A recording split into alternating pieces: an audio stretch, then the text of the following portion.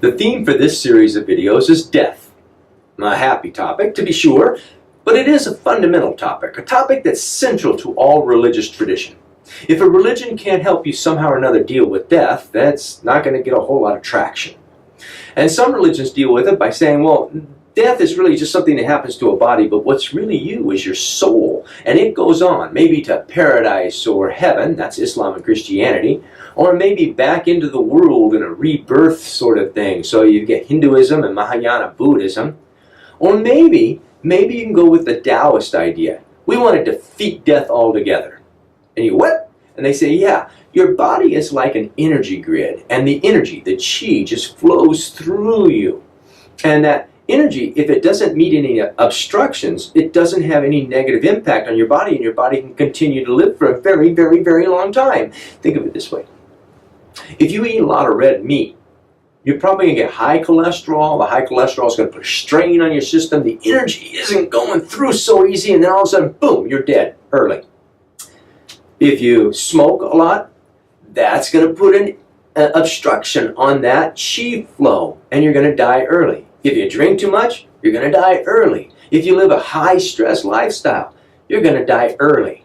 So what Taoists are trying to do is figure out how to make that chi flow through them perfectly. The right diet, the way to live a life, all of that so that the body can continue for 100, 110 years, or maybe even just forever. You can become immortal. Well, however we deal with it, we have to deal with it. You have to deal with it. Maybe you already have. Maybe you know someone close to you, a family member or a friend who has died.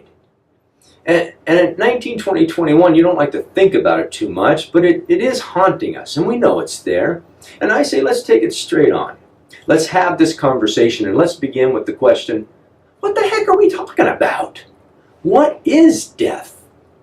You see, people like to say, well, death is that moment when the spirit leaves the body. And you go, well, that sounds pretty impressive, but I don't want my doctor using that definition in the emergency room. I need a doctor who can work with something a little bit more measurable, tangible, something he can be sure of at that moment before he sends me off. I want him to be able to say, is he breathing? Well, that's the way it used to be, right? They hold a feather up to your nose. If the feather didn't blow in the wind, it meant that you weren't breathing. Yep, you're dead. But they must have always known you can do that, and I wasn't dead. And you know that if a person almost drowns, they're in the water, they pull them out, they're not breathing, shoosh, shoosh, shoosh, shoosh, and they, after 4 minutes. Were they dead for 4 minutes? Now, we don't use that definition anymore, do we? We use the definition of the heart, the pulse. Is the heartbeat going? If it's not, then the person's dead. And you say, well, why got it? And I go, don't go to the brain dead thing yet. Listen close.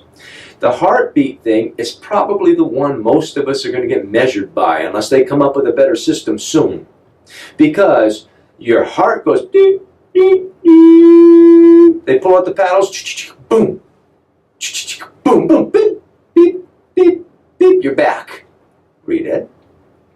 Or were you just waiting for a reboot? Sort of like your car, when you turn it off, it's not dead. You have to just turn it back on again. And you're running again, right? Maybe that's all that was. But what you want is you don't want this situation. Beep, beep, beep. Boom. Nothing. Boom. Nothing.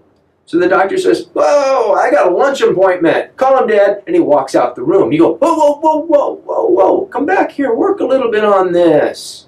Don't call me dead before I'm dead. I saw a TED Talk, and a doctor said, we need more extreme resuscitation.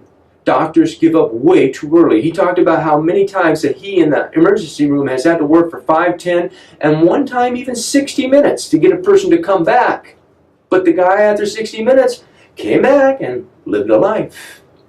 And you go, okay, that heartbeat thing isn't working so well, but before you go brain dead, I need to tell you that most of the time they just call you on the basis of your heartbeat. They don't hook up wires to your head. I was with my ex's dad when he died. I know it's a weird story. Ask me in class. At any rate, I'm sitting off to the side because he's not my family, and his family's all gathered over there. That's my stepkids. And they're all around him as he's dying of cancer in a hospice over here by MCC.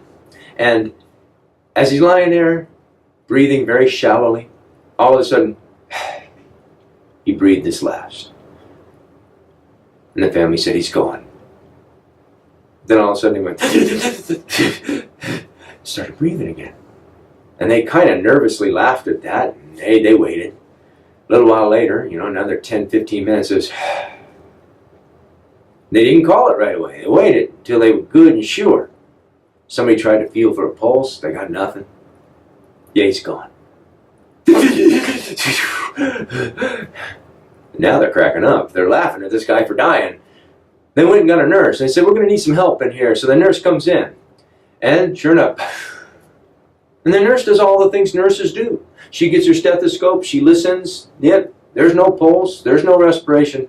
He's gone. I'm sorry, she said. And then he did it again. The fourth time he was finally gone, we think. But none of those times were there any wires attached to his head. Nobody had a clue whether there was any brainwave activity. See, that pulse thing is what we normally go by, but as we know, it's not particularly good. So I want to go to the brainwave activity and at least check that one out. And the reality is brainwave activity isn't absolutely sure either. There have been people who've been brain dead who wake up. One guy woke up and the first words out of his mouth were, I want a cheeseburger. And you go, wow. So even that's not good enough. And of course it's not. I might have told you in class about the way I used to freeze bugs. You take the spray can of air and shh on a little tiny bug and it freezes solid. That's dead.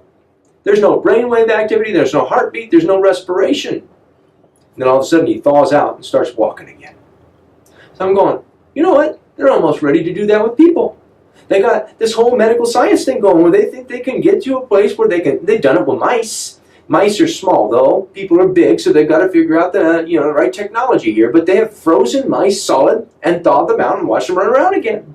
And if they can freeze you solid, freeze you up, put you in a freezer, and come back what? A month from now?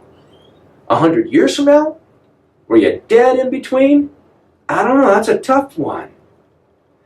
We put the embryos in the freezer when we're doing in vitro fertilization, and they're still in the freezer, we're still thinking they're living beings somehow or another because you can thaw it out and make it go again.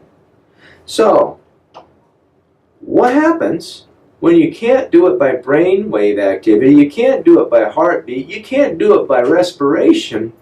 When is dead dead? When there is no hope for ever coming back again? Well, now they're getting to a place where they freeze you just before you die because you got a disease that they can't cure.